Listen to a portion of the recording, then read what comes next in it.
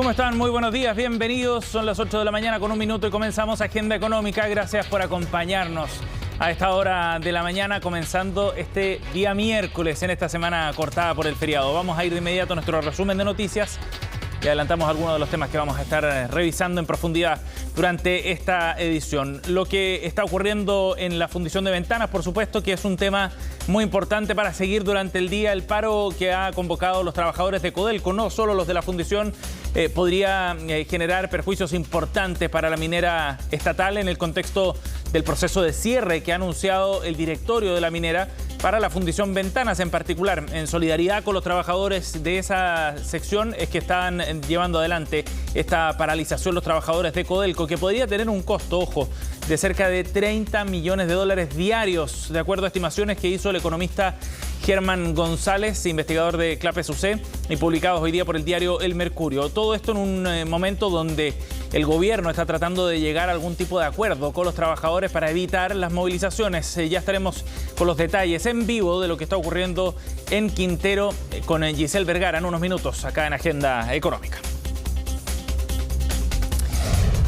Por otro lado, vamos a estar muy atentos durante esta jornada. Este es un adelanto al precio del dólar, que cerró en torno a los 883 pesos en el cierre de las transacciones del día lunes. Ayer, por supuesto, feriado, no hubo transacciones en el mercado local, pero de todas maneras hay algunas señales que adelantan cuál podría ser el panorama para hoy. ¿Se podría acercar a los 900 pesos? Es probable, porque el precio del cobre hasta ahora está cayendo en los mercados internacionales. Se acerca más a los 3,9 dólares por libra, se aleja de la barrera de los 4 dólares y eso le pone más presión, en definitiva, al tipo de cambio en nuestro país. Hay otras razones también para explicar qué es lo que está ocurriendo con el precio del dólar a nivel internacional. Ya lo vamos a revisar en unos minutos acá en CNN Chile.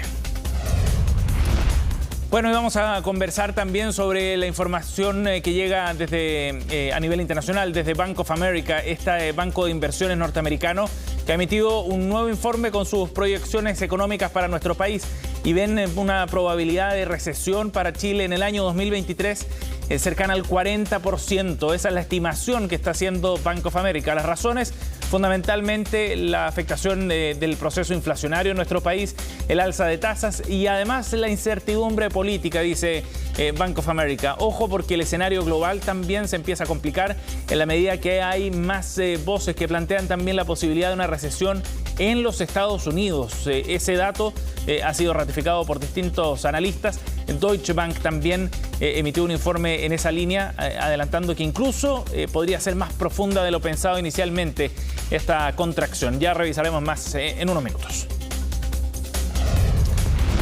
Y en julio, el ministro Mario Marcel va a encabezar una nueva edición del Chile Day. Se ha confirmado ya la fecha, según publica hoy Diario Pulso. Vuelve después de 2 años suspendido, producto de la pandemia, fundamentalmente, este evento que se desarrolla en Nueva York. La versión que se hace en Londres sí se concretó el año pasado, pero esta versión en Nueva York exactamente se va a realizar en el mes de julio y es muy interesante porque va a significar un espacio de conversación, en definitiva, y de cierto acercamiento de las autoridades chilenas con el mundo de inversionistas en un contexto en el que la reforma tributaria ya debería estar presentada en el Congreso. Se supone que el 30 de junio estará aquella propuesta del gobierno. Revisamos más en unos minutos. Y en los mercados a nivel internacional, las cosas no están muy positivas. Por el contrario, hay caídas fuertes en las bolsas en Europa, fundamentalmente superiores al 1%. Asia más temprano también cerró en terreno negativo. Estos son los números para partir el día. Las bolsas a nivel internacional, 1,67%. La caída a esta hora en el Eurostock, índice que reúne a distintos indicadores bursátiles europeos. Mientras en Londres, a esta hora de la mañana, la caída es superior al 1,10%. En Nikkei, más temprano, en Japón, una caída cercana al 0,4%. Y el Hang Seng, miren ustedes, cayó más de 2,5%. Fundamentalmente los temores, como decíamos, algún tipo de contracción de la economía a nivel internacional. Lo que está ocurriendo en Estados Unidos pareciera generar coletazos, según los analistas, en Bloomberg y en medios europeos. ¿Qué fue lo que ocurrió con el IPSA? Bueno, ayer no hubo transacciones, pero sí la semana pasada cerró, recordemos, con retrocesos importantes. Veremos cómo va hoy día en función de lo que está ocurriendo a nivel internacional para las bolsas de comercio.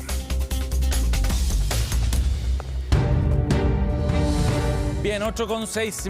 Nos vamos hasta la quinta región. Imagen en vivo de lo que está ocurriendo a esta hora. Ha comenzado ya este paro nacional convocado por los trabajadores de Codelco y ustedes pueden ver en pantalla parte de la movilización tras el anuncio de cierre de la fundición de Ventanas. Giselle Vergara está en el lugar y nos va a contar los detalles de lo que ocurre a esta hora de la mañana. Giselle, buenos días. Hola Sebastián, muy buenos días.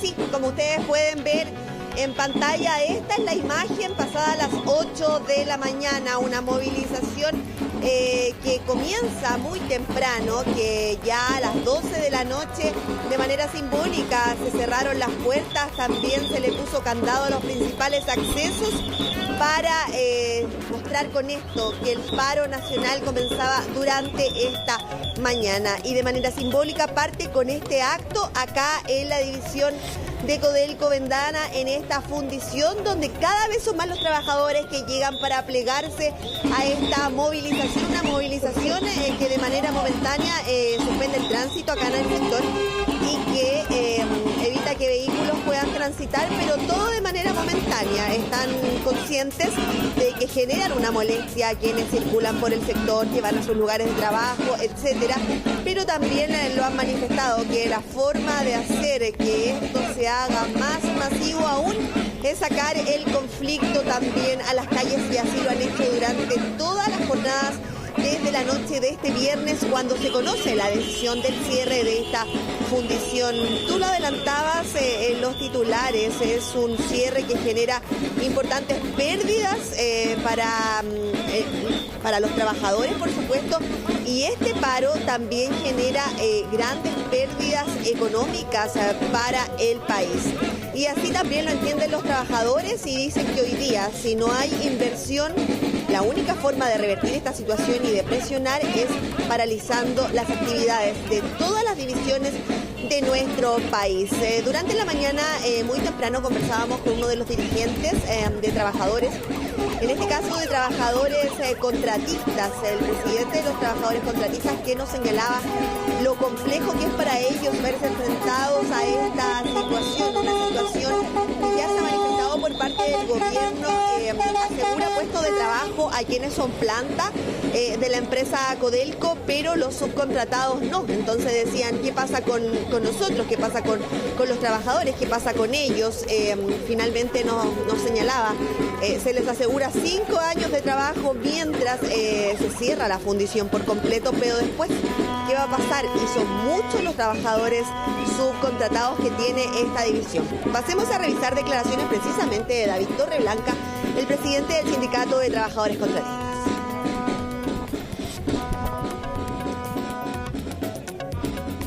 El único camino para deponer el paro es que exista la inversión. Y como lo hemos dicho anteriormente, llevamos más de 4 años pidiendo una inversión, no para cumplir con la normativa, porque con la normativa hemos cumplido. Ahora, si la normativa no está a la altura, no es responsabilidad de los trabajadores, es responsabilidad del Estado. Los mecanismos que interponen esta normativa son los responsables. Nosotros hemos cumplido con la normativa y de manera voluntaria estamos pidiendo una inversión para mejorar y ser aún más amigable con el medio ambiente y con estas comunas, porque nuestra gente, los trabajadores, sus familias, vivimos en estas comunas. Y ese es uno de los argumentos que han planteado durante los últimos días también. Ellos son de acá, muchos son nacidos y criados en estas comunas, sus familias viven acá, entonces entienden lo que significa ser parte de quienes contaminan a través de este cordón industrial, pero también saben y lo asumen que necesitan de esta inversión y que la forma de presión para revertir la decisión del cierre y poder sacar adelante este proyecto y levantar la inversión es a través de esta movilización de carácter nacional. Bueno, ahí están las imágenes entonces en vivo. Lo que piden los trabajadores es inversión, pero también hay un punto bien relevante respecto a cuánta inversión se necesitaría para que esta planta cumpla con los estándares ambientales a nivel internacional, no con los estándares locales, que son algo más bajos respecto a las mediciones a nivel internacional.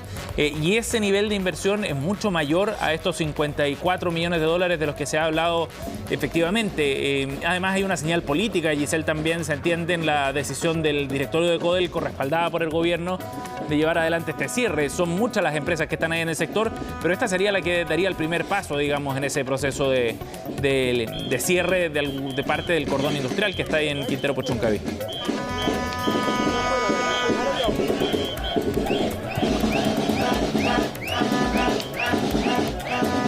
Bien, estamos en el contacto con Giselle Vergara desde la fundición de Ventana. Ahí vemos la imagen entonces de los trabajadores que están movilizados en un paro nacional que ha convocado también al resto de los trabajadores de Codelco a nivel nacional. De hecho, la Federación de Trabajadores del Cobre, que reúne a los distintos sindicatos de cada una de las divisiones, ha hecho esta convocatoria. Y ojo, porque esto también se está replicando en otras partes. Por ejemplo, en la división Chuquicamata, los accesos a la división están bloqueados también, generando largas filas de buses que llevan a los trabajadores hasta esta división para comenzar la semana de trabajo. En la cuenta de Twitter que estamos viendo ahí en pantalla, precisamente del sindicato número 3 de Chuquicamata, se ven algunos mensajes de lienzos que han colgado ahí en las instalaciones, presentes en la defensa de la fundición Ventana, es lo que dice uno de los lienzos que ustedes ven en pantalla. Y en las otras fotografías se pueden ver algunos vehículos que están atravesados en los accesos a esta división, con el cierre además de los portones de acceso precisamente a las instalaciones de esta división de Codelco, lo que da cuenta de que esta es una movilización que va en serio, al menos por ahora, de acuerdo a lo que se está viendo en estas imágenes. Hay una convocatoria a nivel nacional y en ese sentido, desde la medianoche que comienza este paro nacional de los trabajadores del cobre, se ha sumado, como decíamos, Codelco Chuquicamata. Veremos qué es lo que ocurre en las otras divisiones, en las divisiones del Teniente, de Andina, que podrían también verse afectadas precisamente por esta paralización convocada por los trabajadores. Por lo menos por ahora sí hay información del cierre en Chuquicamata y algunos antecedentes que habrá que chequear pronto también de los accesos a la Codelco Andina, el Teniente, entre otros. Veremos también cuál es la respuesta del gobierno. Acá hay un trabajo político que está desarrollando el gobierno a través del Ministerio de Minería y de otras reparticiones para tratar de poner freno a esta movilización que ya comienza. Ojo que serían cerca de 50.000 los trabajadores entre contratados o subcontratistas que se podrían movilizar.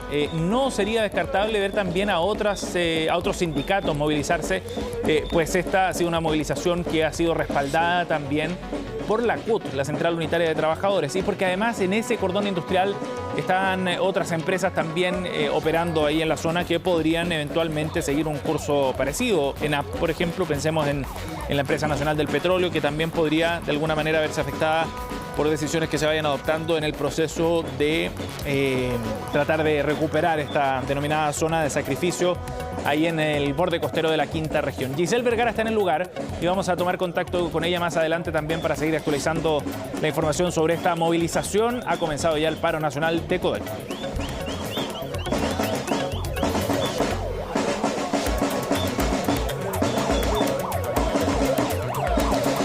Bien, imagen en vivo entonces de lo que está ocurriendo a esta hora ahí en Quintero Puchuncaví. Con esta información nos vamos a hacer una pausa. Seguimos adelante con más informaciones al regreso aquí en Agenda Económica.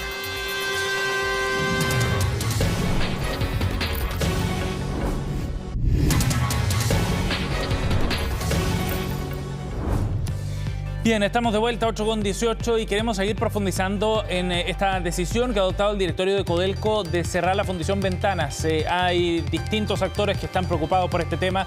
Ya veíamos de la movilización de los trabajadores de Codelco a nivel nacional que han convocado un paro nacional, pero hay otros actores que también han planteado su punto de vista con cierta preocupación por este cierre. Vamos a tomar contacto hasta ahora con Miguel Sauskiewicz, es presidente de la Cámara Minera de Chile. Gracias por conversar con nosotros, Miguel. Don Sebastián, muy buenos días. Buenos días, gracias por el contacto. Bueno, ustedes han mostrado su preocupación, así lo han dicho, por el cierre de la Fundición Ventanas. ¿Por qué, Miguel? ¿Cuál es el problema que ven ustedes en el cierre de esta fundición anunciado por el directorio de Codelco? Estimado Sebastián, nosotros consideramos que se va a afectar no solamente a los trabajadores y trabajadoras que laboran en la fundición, sino que esto va a ser un verdadero tsunami con una onda de choque. ¿Qué quiere decir esto? La fundición es abastecida por minerales y concentrados de la pequeña y la mediana minería. Claro. Entonces, esta onda de choque va a repercutir en las fuentes laborales, principalmente de las provincias de Cabildo, Petorca, San Felipe y Los Andes, porque los pequeños y los medianos mineros abastecen a ENAMI. Entonces, se van a ver afectados los transportistas que llevan el mineral y el concentrado, todos los servicios anexos como mantención mecánica, etc. Además, las pensiones, todos los servicios que están en torno a la fundición y que abastecen a estas personas. Entonces, van a ser no cientos, sino miles los puestos de trabajo que se van a ver afectados. Eso es lo que nos preocupa principalmente. Miguel, ¿esto tiene que ver con la forma en la que se está procediendo al cierre de la Fundición Ventanas o con el cierre de la instalación en sí mismo? Se lo pregunto porque hay bastantes opiniones que plantean que es necesario llevar adelante este cierre, y no solo por las consideraciones medioambientales con los vecinos de la comunidad, sino también por otros factores económicos, digamos, de eficiencia de la fundición. Lo que nosotros necesitamos, Sebastián, es tener el informe de Codelco que respalda este cierre, porque es un asunto que no es nuevo, se venía conversando hacía mucho tiempo, pero esta decisión tan precipitada, digamos, no la comprendemos, porque no tenemos nosotros, necesitamos un informe, como le digo, con todas las consideraciones, porque aquí hay materias ambientales, de trabajo, de empleo. Entonces, una vez con ese informe en la mano, podríamos conversar con más detalle. Pero usted duda entonces de las razones que podría tener Codelco, si es que no estuvieran esos fundamentos, ¿cuáles podrían ser las motivaciones a su juicio, Miguel? No, en absoluto, si Codelco es una empresa seria. Nosotros no dudamos, pero como le digo, como buenos ingenieros queremos analizar todas las consideraciones que han llevado a la decisión de cierre. ¿Se fija? Pero, por ejemplo, para ser bien concreto, la ministra de Medio Ambiente esta semana, para justificar esta decisión, planteaba que la Fundición Ventanas genera el 62% del dióxido de azufre ahí en la zona, según las mediciones que ha hecho, respaldado por otros exministros también. ¿Qué le parece a usted ese dato, digamos, como justificativo para el proceso de cierre? El tema del azufre es muy interesante porque el SO2 que se emite, el dióxido de azufre, ¿de qué manera es neutralizado? Va a una planta de proceso y se transforma en ácido sulfúrico, ¿no es cierto? Entonces, uno de los factores a considerar es si la planta de ácido sulfúrico tiene la capacidad real para absorber todo el SO2. Técnicamente es posible, entonces no tenemos el dato, pero si la planta de tratamiento tiene la capacidad suficiente, no debería haber ningún problema con el SO2 que se emite a la atmósfera. Ajá.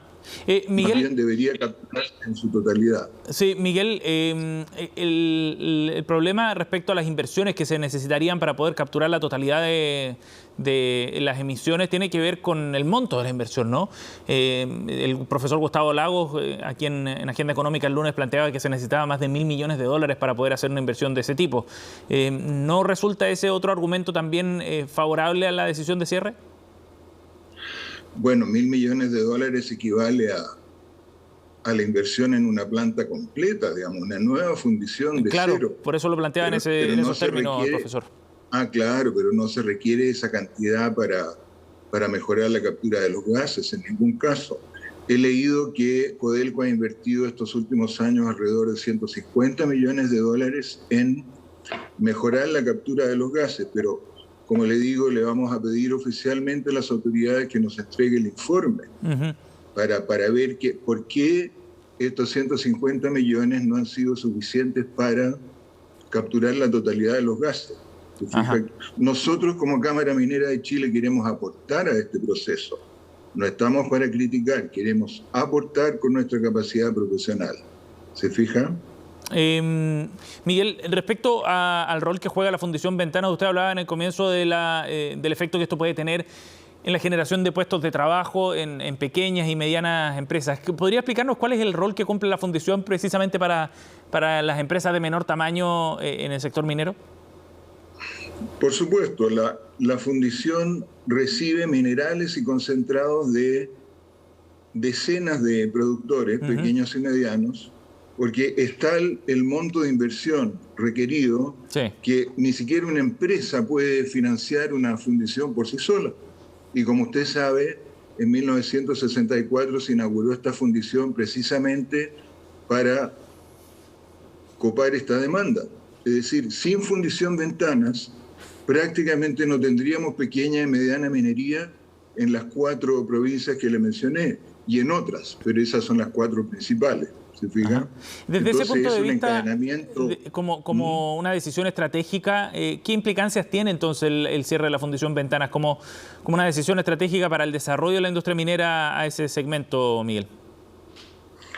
Bueno, aparte de la pérdida de los puestos de trabajo, vemos otro aspecto que se perdería 60 años de experiencia de ingeniería chilena si se cierra la fundación. Ya son 2 generaciones de ingenieros y técnicos los que han trabajado ahí, entonces desarmar un equipo con 60 años de experiencia acumulada es algo muy preocupante, porque esa ingeniería chilena que se pierde, ¿quién la va a tomar? Entonces, se fija usted, es el encadenamiento productivo, la pérdida de puestos de trabajo, pérdida de experiencia de ingeniería chilena, que es muy importante. La primera fundación chilena que se construyó fue la de Paipote, que inició sus operaciones en 1952. Después la de Ventanas en 1964, que fue complementada por la refinería. Y después la planta de ácidos. Entonces vemos como ingenieros con mucha preocupación esta pérdida. No sé si me explico. Sí, por supuesto.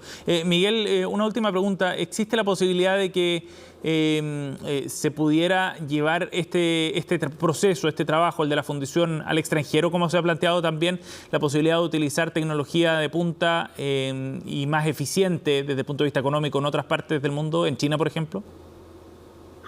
Sí, la China tiene fundiciones de primer nivel. Ahí sí que se requiere, Sebastián, ahí se requeriría una inversión mucho mayor, por supuesto.